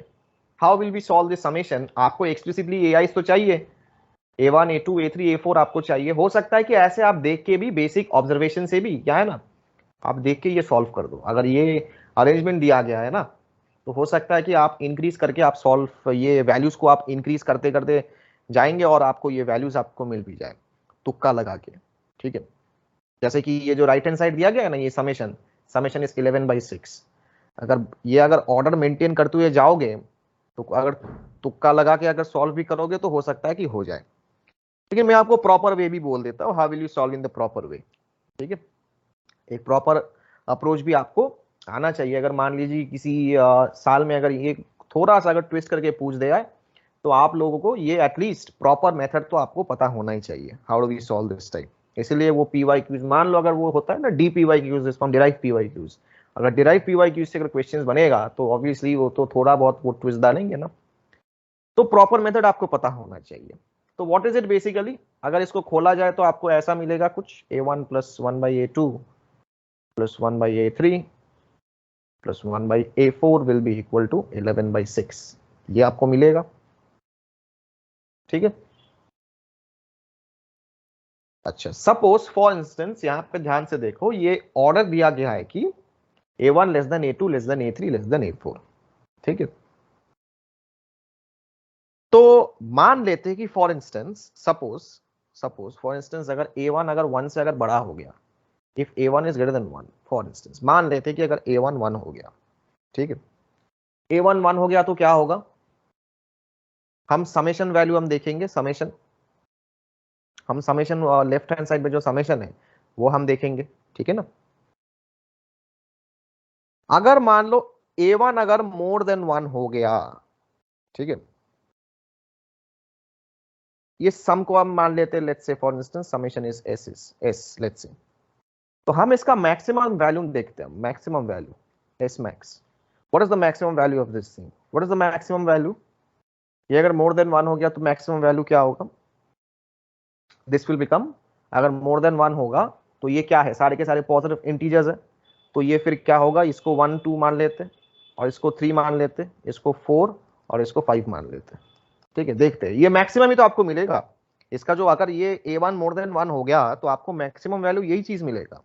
कैसे, as we increase the numbers basically the values will decrease because the sequence is decreasing sequence ना, ये जो sequence दिया गया है 1 by A1 1 by A2 1 by A3 ये क्या है ना, this is a decreasing sequence, ठीक है ना, ये decreasing में, ये तो increasing में है, but this is decreasing sequence, ठीक है। तो as we increase the numbers the values will decrease, ठीक है, because the sequence is in decreasing order। तो जैसे जैसे आप increase values को आप बढ़ाएंगे वो नंबर छोटा होता जाएगा, ठीक है। तो सबसे जो मैक्सिमम वैल्यू कहां पे मिलेगा, सबसे मैक्सिमम वैल्यू अगर ये 2 हो जाए, ये 3 हो जाए, ये 4 हो जाए, ये 5 हो जाए, ये समझ में आया। मैक्सिमम वैल्यू क्यों लिया मैंने, कैसे आया ये मैक्सिमम वैल्यू, अगर A1 ग्रेटर देन 1 हो गया तो ये मैक्सिमम वैल्यू ले लेगा, ठीक है। सबसे जो नियरेस्ट वैल्यू है 2 3 4 5 ऑर्डर में, इसी वैल्यू पे ये मैक्सिमम देगा, ये sum, this sum will be maximum. Getting my point, ठीक है। क्योंकि जैसे जैसे, फिर से once again I am repeating the same, as you increase the numbers the values will decrease, sequence decreasing order में, decreasing में क्या होता है, उसको अगर बढ़ाओगे, वैल्यूज को अगर बढ़ाओगे तो वो सीक्वेंस डिक्रीज होता हुआ जाएगा, क्योंकि वो रेसिप्रोकल में, रेसिप्रोकल डिक्रीजिंग हो रहा है, ठीक है। A1 A2 A3 को बढ़ाओगे वो सीक्वेंस डिक्रीज होगा, नंबर्स विल डिक्रीज, तो मैक्सिमम वैल्यू इसी पे देगा आपको। तो definitely in this case you are getting half plus 1/3 plus 1/4 plus 1/5। इसको कैलकुलेट करते हैं, what is the LCM, LCM is what 60, ठीक है, एलसीएम इज 60, यहां से क्या आएगा 30, यहां से आएगा 20, यहां से 15 और यहां से 12, कितना आ रहा है ये 50 15 77, 77 डिवाइडेड बाई 60, टोटल आ रहा है 77 डिवाइडेड बाई 60। अब ये 77 डिवाइडेड बाई 60, 77 डिवाइडेड बाई 60 अगर करोगे तो ये क्या आ रहा है, 1 मिक्स फ्रैक्शन में 1 होल नंबर 17/60, मतलब ये जो क्वांटिटी है ना, this quantity is less than 11/6, 11/6 तो ये छोटा ही होगा, चेक कर लो ना, ये चेक कर सकते हो आप, ठीक है। ये 11/6 है तो ये छोटा होगा, 77/60 करोगे ये 11/6 से छोटा होगा, ठीक है। मतलब ये जो है ना मैक्सिमम, आप ध्यान से देखो, ये मैक्सिमम वैल्यू है, हमने मैक्सिमम लिया है, मैक्सिमाइज हमने किया है, मैक्सिमम वैल्यू पे ये जो सम दे रहा है, दैट इज एक्चुअली 77/60, ठीक है। The maximum value which we have taken, जहां पे ये सम दे रहा है 77/60, so definitely this quantity being less than 11/6, आप मैक्सिमम वैल्यू देखो, मैक्स टू मैक्स ये 11/6 से छोटा दे रहा है, मैक्स टू मैक्स ये जो मैक्सिमम वैल्यू पे ये this part is basically less than 11/6, okay।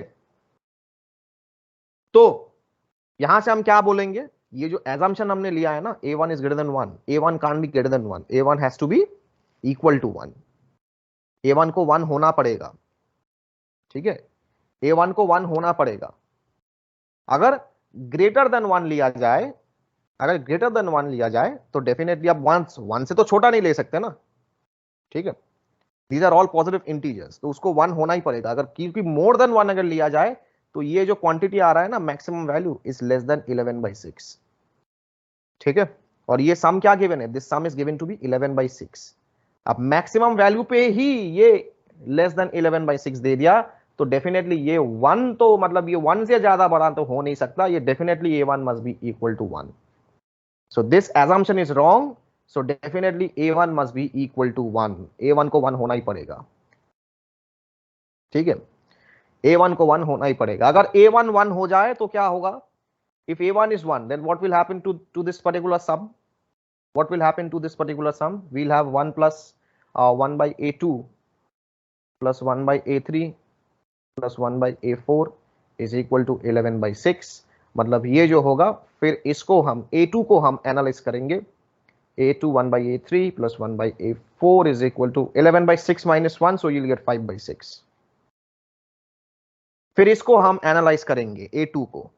ठीक है, क्लियर है? अब a1 तो 1 हो गया, तो a2 must be definitely a2 is greater than 1. ठीक है, क्या a2 2 हो सकता है या 2 से ज्यादा होगा? मान लो अगर 2 से ज्यादा हो गया तो क्या होगा? 1 तो हो नहीं सकता ना, ये सारे के सारे डिस्टिंक्ट है. अगर a2 अगर 2 से ज्यादा होगा, मान लो for instance if a2 is more than 2, what will happen in that case? If a2 is more than 2, इस सम में क्या इफेक्ट होगा वो हम देखेंगे.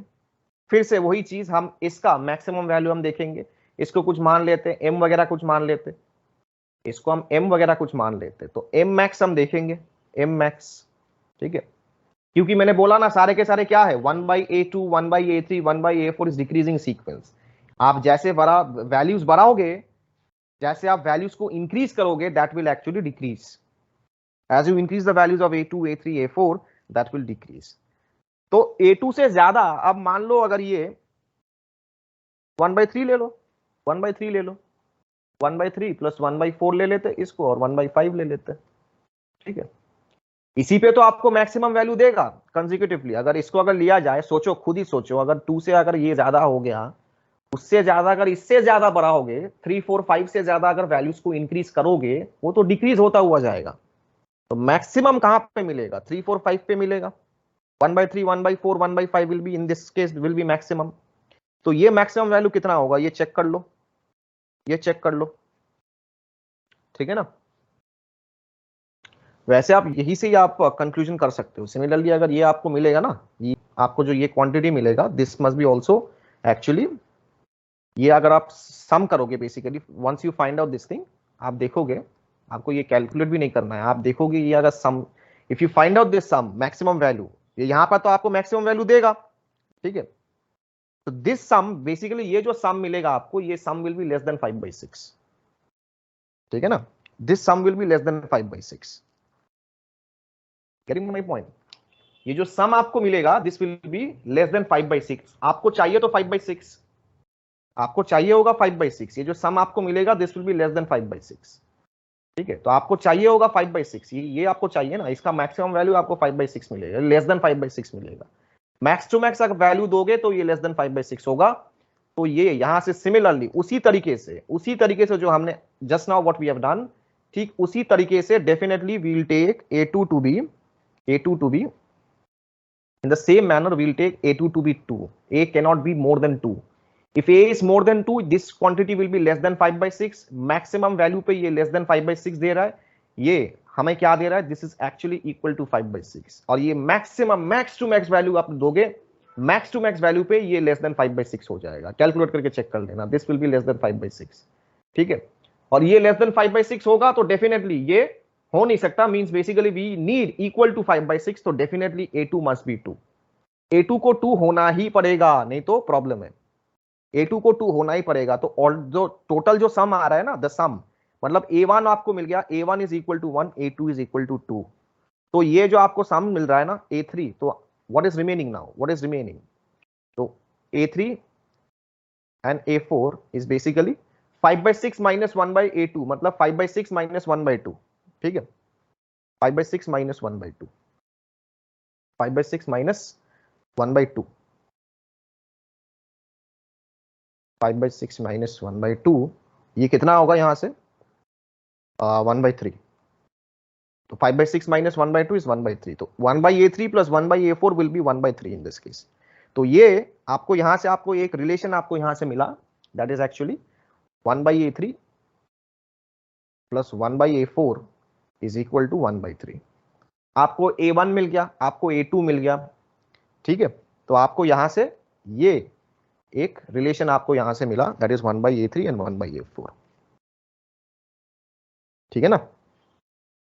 आपको क्या फाइंड करना है? You have to find, question में क्या दिया गया, पूछा है कि a4 माइनस a2 कितना होगा. a2 तो आपको मिल गया, ठीक है, अब आप ये सॉल्व कर लो, आपको एक्सप्लिसिटली अगर मिल गया ना तो वो आपको मिल जाएगा। आपको ये सॉल्व करना है, ठीक है, ये सॉल्व करना है। ध्यान से देखो ये क्या है, this particular thing, what is this? This is actually a special type of Diophantine equation. ये 1/x + 1/y वाला फॉर्मेट है। 1/x + 1/y is equal to 1/3। ये special type of Diophantine equation है, ठीक है। 1/x + 1/y is equal to 1/3। इसे कैसे solve करें? इसको सॉल्व करोगे तो आपको A3 और A4 आपको मिल जाएगा।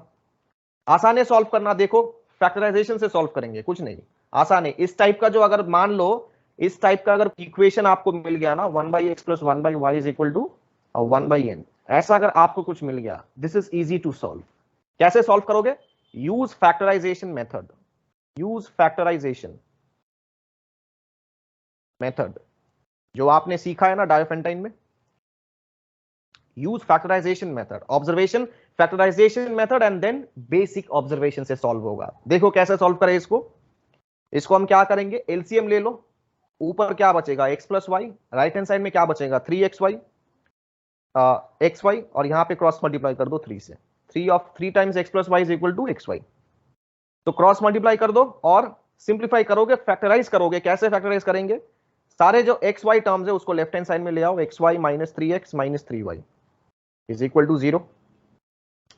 फैक्टराइज करोगे तो क्या आएगा, यहां से देखो, यहां से अगर x कॉमन लिया जाए तो यहां से बचेगा y - 3, ठीक है। तो सिमिलरली यहां से एक -3 कॉमन लो, आपको y - 3 लाना है तो आप फोर्सफुली y - 3 ले आओ। और ये तो एक्स्ट्रा टर्म था, minus minus plus, getting my point? ये तो एक्स्ट्रा टर्म था, माइनस माइनस प्लस 3, 9 मतलब 3 × 3 मतलब 9। 9 इज एन एक्स्ट्रा टर्म, वो था नहीं, तो क्या करो, -9 कर दो, ठीक है ना। -9 कर दो, -9 करोगे, राइट हैंड साइड में ले जाओ, +9 कर दो उसको। समझ में आया ना ये हमने क्या किया? फोर्सफुली ये देखो, दो फैक्टर्स में ये डिवाइड हो गया, x - 3 बन गया और y - 3 बन गया, इज इक्वल टू 9, ठीक है। तो अल्टीमेटली हम क्या करेंगे, इन दोनों फैक्टर्स को हम एनालाइज करेंगे, x - 3 and y - 3 is equal to 9। अब देखो, use factorization method. So this is the factorization method of solving any this type of Diophantine equation. ये भी एक Diophantine है, in two variable Diophantine equation. So x - 3 and y - 3 is equal to 9. So basically we have two possibilities. Let's see the possibilities. अब यहां से आपको ध्यान से देखना है, अब ये x क्या है, x is basically A3 and y is basically A4. That's how we have considered.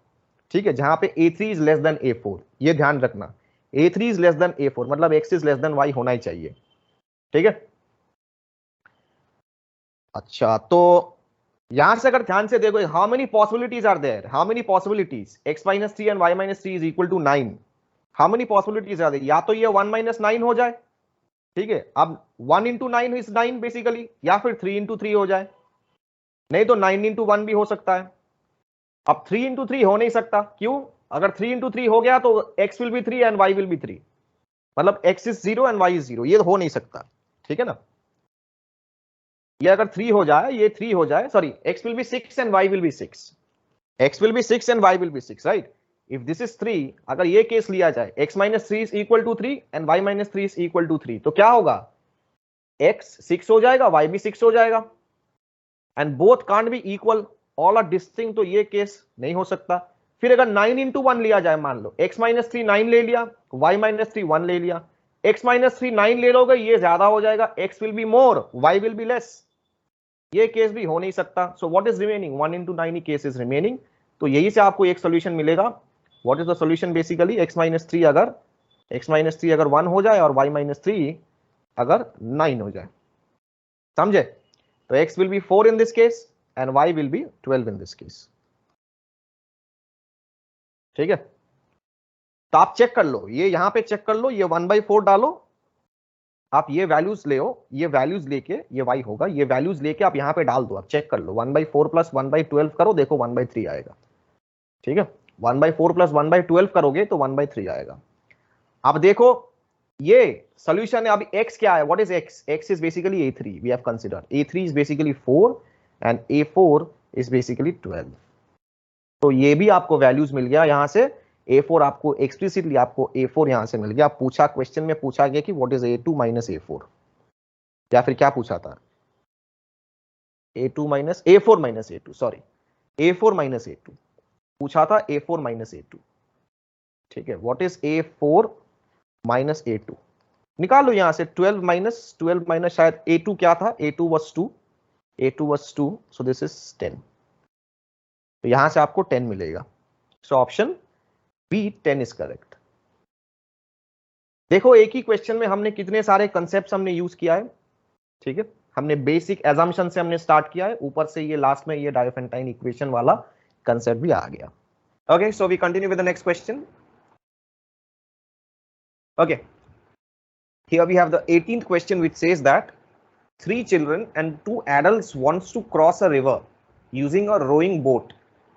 The boat can carry no more than a single adult, or in case no adult is in the boat, a maximum of 2 children can be carried.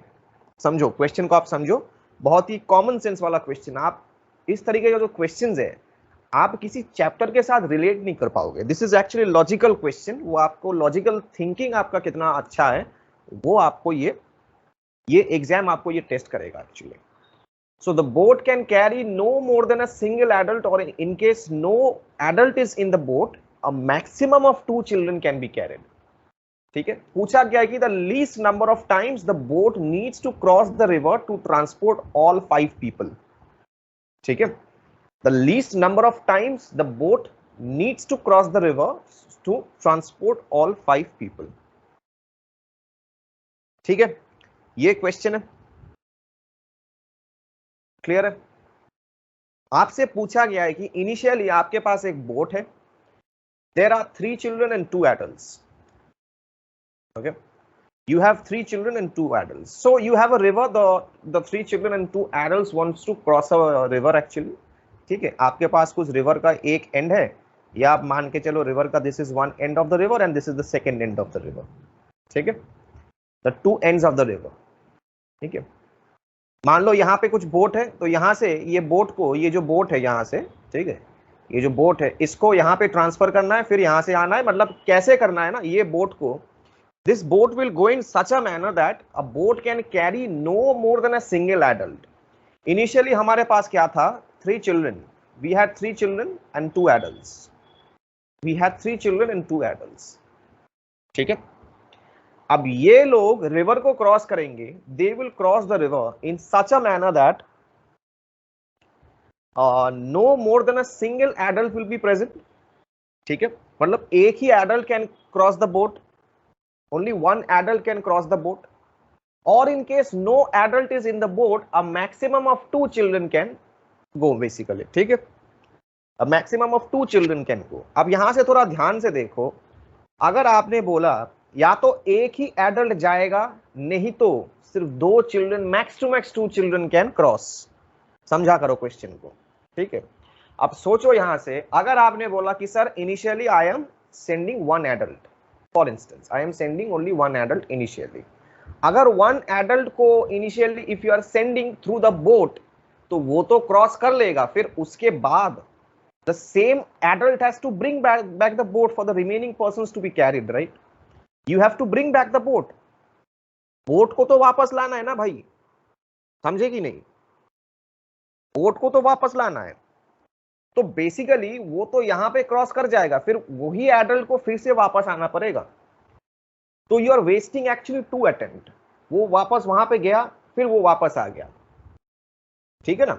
That 1 adult is travelling and then once again the same adult is coming back, so 2 attempts are actually going wasted. पूछा है ना what is the least number of times the boat needs to cross the river, the least number of times the boat needs to cross the river. अब ध्यान से सोचो, initially there were 3 children and 2 adults, okay, तो आपको पहले first of all you definitely have to send 2 children, otherwise ये possible नहीं है। आपको पहले you definitely have to send 2 children, so first what you do is you send 2 children, ठीक है, you send 2 children, likewise you are sending 2 children, समझे, you are sending 2 children first, तो 2 children, once you send 2 children, ठीक है, तो you are left out with basically यहाँ पे on the means on the other hand of the river you are having 2 children, ठीक है, and here you are subtracting 2 children, so 1 child is left over here and 2 adults are remaining, 1 child is left, ठीक है, यहाँ पे 1 child is left and 1 यहाँ पे मैं brackets में डाल देता हूँ. So 1 child is left and 2 adults are remaining. ठीक है, ये यहाँ पे ट्रांसफर हो गया, ये 2C हो गया, मतलब 2 children are being present over here. Now the boat is now over here on the other hand of the river. Now the same thing needs to be transferred also. समझो, ये the same boat needs to be transferred also. ये जो इसने जो यहाँ पे cross किया, उसके बाद तो उसी बोट को तो आपको वापस लाना है, फिर ना वो 1 चिल्ड्रन और 2 adults will once again cross. ठीक है, तो फ्रॉम 2 चिल्ड्रन, वहां से 2 चिल्ड्रन से 1 child will come back. 1 child will come back. So 1 child comes back over here. ठीक है, 1 चाइल्ड विल कम बैक. वापस आ गया एक और चाइल्ड. ठीक है, तो if 1 child comes back, so you have 1 child remaining over here. 1 child will remaining. 1 child comes back, तो यहां पे बन गया 2 childs and 2 adults. 2 childs and 2 adults. ठीक है, सिमिलरली अब हम क्या करेंगे, let us now send 1 adult next. ठीक है, एक एडल्ट को हम भेज देते हैं यहां से. सिमिलरली, क्लियर है? Let's send 1 adult from here. Let's send 1 adult. ऐसे करके मैंने एक एडल्ट को भेज दिया. बोला है ना, they can send maximum of 1 single adult, a maximum of single adult. So I am sending 1 single adult over here. ठीक है, तो यहां से एक एडल्ट आपने सबट्रैक्ट किया और यहां पे बच गया 1 एडल्ट. तो here now we are having with 1 children and 1 adult. क्योंकि एक तो वापस आ गया था and 1 is remaining on the second side, basically on this side. So 1 is remaining, so we have 1 child and 1 adult, since we are sending 1 adult. ठीक है, 1 child and 1 adult, sending 1 adult from here. तो यहाँ पे आपको मिल गया 1 child and 1 adult. So on this side you are left with 1 child and 1 adult. ठीक है, 2 child and 1 adult, sorry, 2 child and 1 adult, because 1 adult is already being sent on the second side. ठीक है ना, यहाँ पे एक adult यहाँ पे आ गया. अच्छा, फिर बोट को वापस लाना है. ठीक है ना, तो let's send 1 child over here. Let's send back 1 child. You send back 1 child over here. ठीक है, यहाँ पे मैंने एक और चाइल्ड को वापस भेज दिया. तो initially here we are having 2 child and 1 adult. After subtracting, so here we are sending back 1 child. So once you are sending back 1 child, how many types are remaining? Basically you are sending back 1 child. Okay, so 3 child will be remaining. ठीक है ना, 3 child is remaining and 1 adult is remaining on this side. ठीक है, यहाँ पे brackets मत दो. 3 child and 1 adult is remaining. ये हो गया. 1 child comes back. तो क्योंकि आपने 1 चाइल्ड आपने यहां पे भेजा है, तो how many are remaining on the left hand side, right hand side? Here we are left out with 1 adult. Now only 1 adult is remaining. ठीक है ना, जो रिमेनिंग है आप उसको ब्रैकेट में लिखते हुए चलिए, तो आपको थोड़ा ध्यान रहेगा. फिर सिमिलरली क्या करेंगे, यहां से फिर बोट को वापस ले जाना है. सारे के सारे हमें क्या करना है, ये जो initially 3C and 2A needs to be transferred on the other side. ये प्रोसीजर फॉलो करते हुए जाएंगे बस, और कुछ है नहीं क्वेश्चन में. अच्छा, फिर वापस क्या करेंगे, let's send 2 child over here. Let's for instance let's send 2 child. The same thing basically हमने अभी तक क्या किया है ना, हमने क्या किया पता है? Basically we have so far now we have transferred only 1 single adult. ये जो देखो लास्ट में क्या बचा, what is remaining basically so far with in this 4 attempts. See 1 2 3 4 1 2 3 4, ये 4 बार ये रिवर को क्रॉस किया है. 4 बार रिवर, 4 बार ये रिवर को क्रॉस किया है. 4 बार में you have send only a single adult. तो नेक्स्ट 4 बार में आप सिंगल एडल्ट जो अभी for instance you are sending only 1 adult in these 4 attempts. For the next 4 attempts you will send another adult. समझो, है ना, in the next 4 attempts you will send another adult. तो आप देख सकते हो, फॉर इंस्टेंस अगर आपको कंफ्यूजन है यहां से, आप देख सकते हो यहां से, मान लो ये वाला मैंने तो यहाँ पे चाइल्ड को ट्रांसफर किया था ना, ये 3 चाइल्ड यहाँ पर बच गया. अब चलो for the same similarly for instance I am putting back the, let's say I am sending 1 more child over here. I am sending 1 more child, not 1 more child, 2 more child, because maximum of 2 child can be sent. So I am sending 2 child over here. Okay, 2 child are sent, 2 children are sent being. Okay, 2 children are sent. तो 2 children are sent मतलब कहाँ क्या है, यहाँ पे already we are having one adult, so if two children are sent, तो क्या होगा यहां से, two children and one adult, two children and one adult, ठीक है। Similarly we'll get two children and one adult, समझे? अच्छा, फिर वापस क्या करेंगे, वापस हम one child comes back, let's for instance take one child comes back, ठीक है ना। अच्छा, यहां पे we have Saint to children on this side, so how many are remaining over here, we are left out with one child and one adult. फिर वापस मैंने one child को भेज दिया यहां पे, ठीक है, वापस मैंने वन चाइल्ड को यहां पे भेज दिया, तो how many are being left out, here on this side we are left out with two child and one adult, two child and one adult is remaining, ठीक है। अच्छा, फिर क्या करो, फिर वापस let's send one more adult, sending one more adult, ठीक है। I am sending one more adult, तो one adult is being transferred over here, और यहां पे देखो, यहां पे देखो, यहां पे देखो, here we are left out with how many, because one child is being transferred, so we are left out with one child and one adult, ठीक है, and one adult being transferred over here, so we are left out with, so finally we are left out with how many, one child and two adults. On this side we have one child and two adults, getting my point, one child and two adults, because here we had one child and one adult, so one adult is being transferred over here, so here left out with one child and two adults, ठीक है। तो board अभी यहाँ पे, so far how many we have transferred, so far we have transferred only one child and two adults, समझो, we have transferred, so far we have transferred one child and two adults, ठीक है। अच्छा, फिर वापस हम क्या करेंगे, वापस हम इस चाइल्ड को हम बैक भेज देते यहां पे, let's bring back this child over here, let's bring back this child, तो वन चाइल्ड कम्स बैक, ठीक है, one child comes back, so if one child comes back, what is remaining, one child will come back, so three child will be remaining in this case, getting my point. Similarly two child goes, send two childs back, three child is remaining, so send two child back, two child यहां पे भेज दो, two child, तो two को यहां पे भेजोगे तो क्या बचेगा, टू चाइल्ड्स आर रिमेनिंग, तो यहां पे क्या होगा, two childs and two adults, two childs and two adults, two children are being sent over here, so two children and two adults are remaining, ठीक है। फिर क्या करो, वापस एक चाइल्ड को यहां पे भेज दो, वापस एक चाइल्ड को यहां पे भेज दो, one child will come back,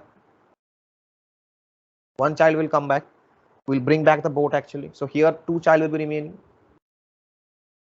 ठीक है, two child will be remaining, and similarly lastly what will you do, one child comes back, so here we have two child remaining, two children remaining, so these two children will now once again be transferred finally, तो यहाँ पे हमने तो two adults तो हमने भेज दिए थे, so now we just simply transfer these two children, just simply transfer these two children, so if these two children are transferred, so here we have three children and two adults, three children and two adults, and we are done basically. तो यही आपको करना है, बस आप count कर लो, पूछा है कि the least number of times the boat needs to cross the river actually, so least number of times पूछा है, तो how many times you are getting this thing actually, so 1 2 3 4 5 6 7 8 9 10 11 times, 11 times this is actually crossing, 11 times this is crossing actually, ठीक है, तो option B 11 is correct. Next question says, let M be a 3x3 matrix with all entries being 0 or 1. तो आपके पास कोई एक matrix है जहां पे all possible values of determinants पूछा है, what are the all possible values of determinant of M, और आपके पास कोई मैट्रिक्स है जहां पे all the entries are being 0 and 1, ठीक है। तो possible determinants कितने होंगे ये पूछा है, what are the possible determinants of this thing, ठीक है। अच्छा, तो this is a 3x3 matrix first of all entries being 0 and 1. एक किसी initially 3x3 matrix को लेके हम देखते, for instance, अच्छा एक तो चीज देखो, पूछा है कि एक जो मैट्रिक्स है, मैट्रिक्स के पास जो है ना, मैट्रिक्स के कॉमन सेंस से देखो, मैट्रिक्स के पास the matrix elements can be 0 और 1, ठीक है। डिटर्मिनेंट ऑफ दैट मैट्रिक्स ठीक है, अगर फाइंड करोगे हर एक में 0 प्लस माइनस 1 तो रहेगा ही रहेगा। क्यों रहेगा?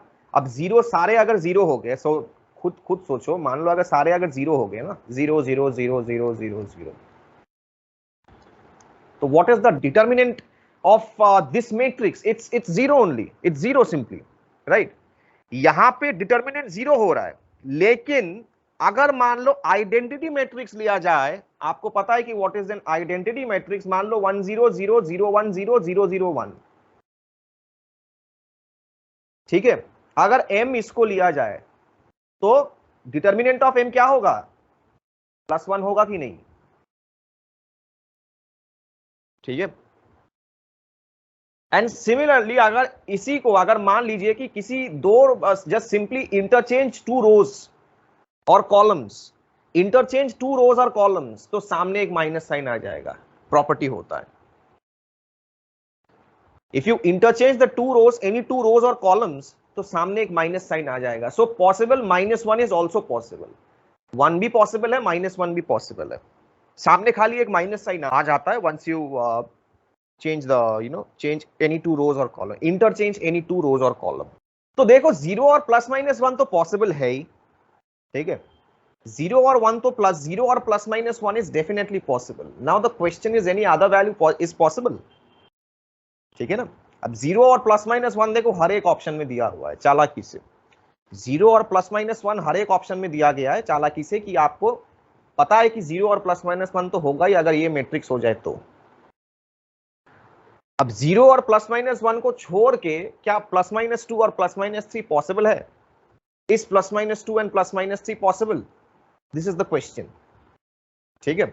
0 और +-1 इन सारे केसेस को छोड़ के, ये तो 0 0 0 हमने ले लिया, फिर 1 0 0, this being an identity matrix and this is null matrix actually, जहां पे सारे के सारे जीरोज है, सारे के सारे 0 है।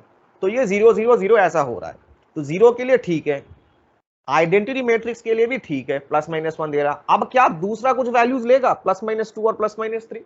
देखते हैं हम दूसरा कुछ वैल्यूज होगा कि नहीं होगा। For instance let's consider one general matrix. इसके लिए हम क्या करेंगे ना, एक जनरल मैट्रिक्स मान लेते हैं। मान लो A1 B1 C1, A2 B2 C2, और यहां पे मान लेते हैं A3 B3 C3, ठीक है।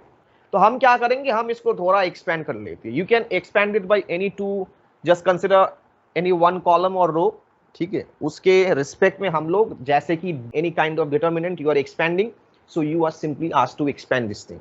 सो यू एक्सपेंड दिस, एक्सपेंड करो इसको, एक्सपेंड दिस, एक्सपेंड करोगे तो क्या आएगा, A1 टाइम्स दिस, ठीक है ना, A1 times B2 into C3 minus B3 into C2।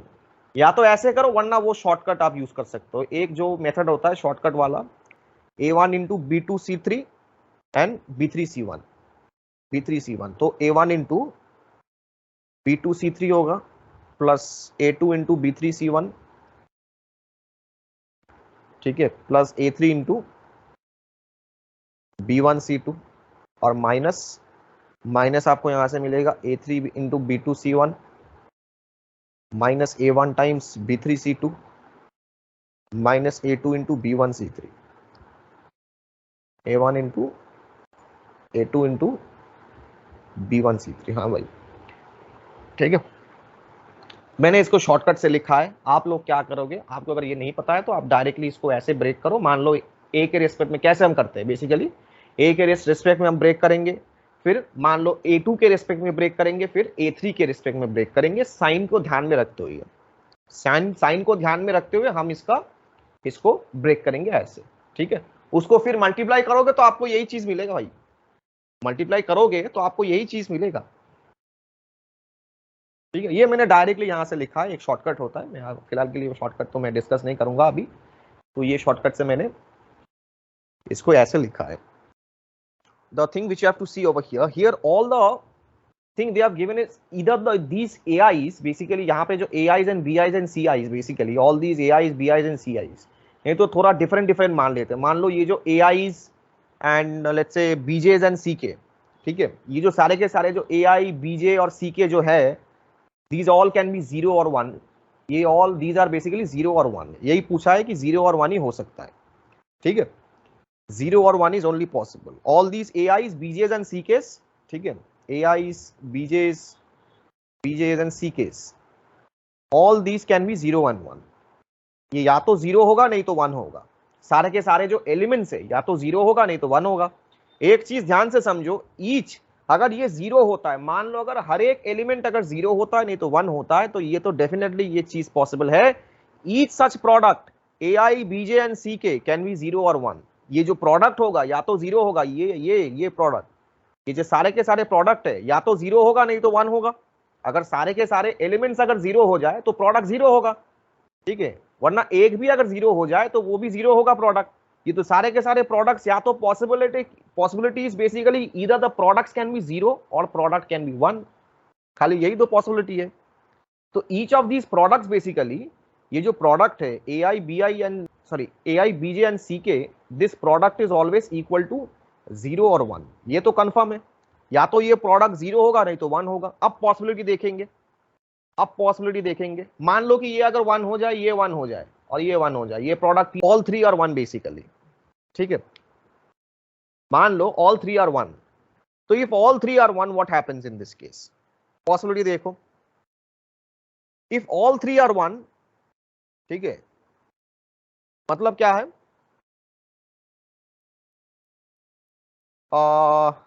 इसको अगर 1 माना जाए, मतलब ये सारे के सारे प्रोडक्ट 1 है, तीनों को 1 ले लेते और इन सारे के सारे प्रोडक्ट को हम 0 ले लेते, चलो 0 0 0, तब ये 3 पॉसिबल है, तब ये प्लस प्लस करके आपको 3 देगा।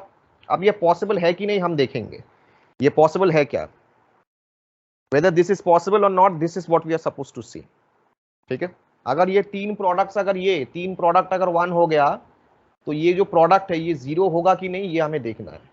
अब मान लो इनमें से अगर सारे के सारे अगर 1, इनके जो प्रोडक्ट्स है वो अगर 1 हो गए, तो definitely only possibility is what, सारे के सारे 1 हो गए, सारे के सारे 1 हो गए, ठीक है ना। ऑल दीज आर बेसिकली 1, सारे के सारे 1 होंगे तो ही ना आपको 1 इंटू 1 इंटू 1 जाके आपको 1 मिलेगा। एक में भी अगर 0 बच गया, 0 हो गया, तो डेफिनेटली वो तो 0 दे देगा फिर प्रोडक्ट। अब सारे के सारे अगर 1 हो गए तो डेफिनेटली ये तो प्रोडक्ट 0 हो नहीं सकता, ये प्रोडक्ट 0 हो नहीं सकता, समझा करो। सारे के सारे अगर 1 हो गए ना, ये तो प्रोडक्ट 0 नहीं हो सकता, this can't be 0, getting my point. तो मतलब ये 3, तो 3 यहां से तभी पॉसिबल है कि ये तीनों अगर 1 हो गए और ये -0 0 0 हो गए, और ये 0 हो नहीं सकता, समझे। तो ये चीज आपको समझ में आया कि ये अगर 1 हो गया, तो ये अगर 1 हो गया ना, सारे के सारे अगर 1 हो गए, तो ये 0 तो हो नहीं सकता, क्योंकि इसको ये तो 1 तभी पॉसिबल होगा जब सारे के सारे ये तीनों के तीनों 1 बन जाए, क्योंकि एक में अगर 0 बन गया ना तो प्रोडक्ट 0 हो जाएगा, फिर प्रोडक्ट 0 हो जाएगा। प्रोडक्ट अगर 0 हो गया तो वो पॉसिबल है नहीं, तब आपको 3 मिलेगा नहीं। ये 3 तभी पॉसिबल है कि ये तीनों अगर आपको 1 मिल जाए, तो तब ये पॉसिबल हो सकता है कि आपको ये मिल जाए, ये आपको 3 मिल जाए, ठीक है, ये वैल्यू आपको 3 मिल जाए, मतलब ±3। अब 3 तो हो नहीं सकता, ये सोचो 3 तो हो नहीं सकता, अब ±2 होगा कि नहीं होगा ये देखना है। 3 हो नहीं सकता, सिमिलरली -3 भी नहीं हो सकता। अगर 3 हो गया तो -3 भी पॉसिबल हो सकता था। अगर किसी एक कॉलम या फिर रो को अगर इंटरचेंज कर दिया जाए, तो हो सकता है कि सामने एक माइनस आके वो आपको +3 -3 दे देता। अगर +3 भी पॉसिबल नहीं है तो -3 भी पॉसिबल होगा नहीं, ठीक है। हाँ, तो बेसिकली ऑप्शन सी और डी तो चला गया, दोनों में +3 है, +-3 पॉसिबल है नहीं, +-3 पॉसिबल हो नहीं सकता क्योंकि इसको 0 होना पड़ेगा, +-3 इज नॉट पॉसिबल। फिर दूसरा ऑप्शन चेक करते, अब चेक करते कि +-1 तो पॉसिबल है, 0 भी पॉसिबल है, +-2 बच गया, वो चेक कर लेते, +-2 बच गया, ठीक है ना, +-2 is remaining.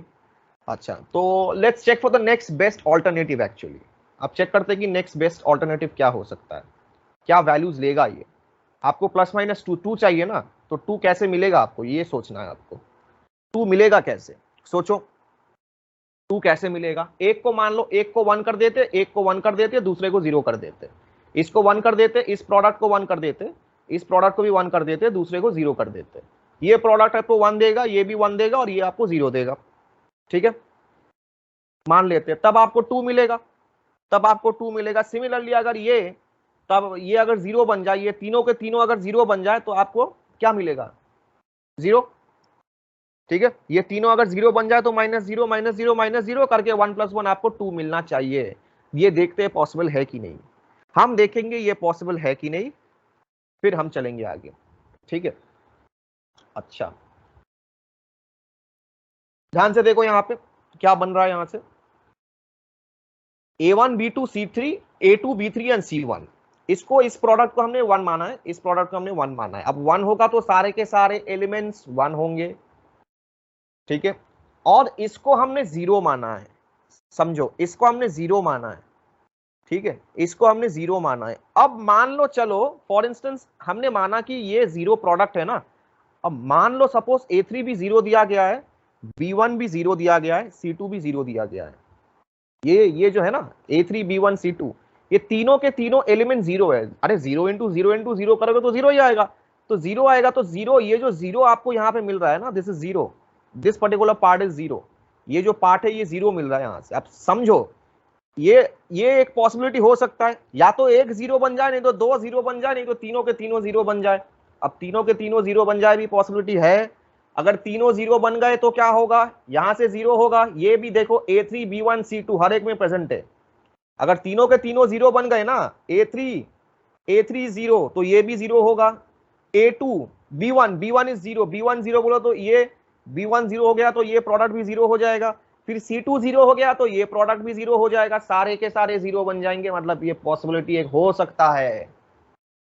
This is one possibility is possible over here. This is one possibility and one case is possible in this case. अगर +2 हुआ मतलब ये 1 + 1 लेके आपको 2 देगा।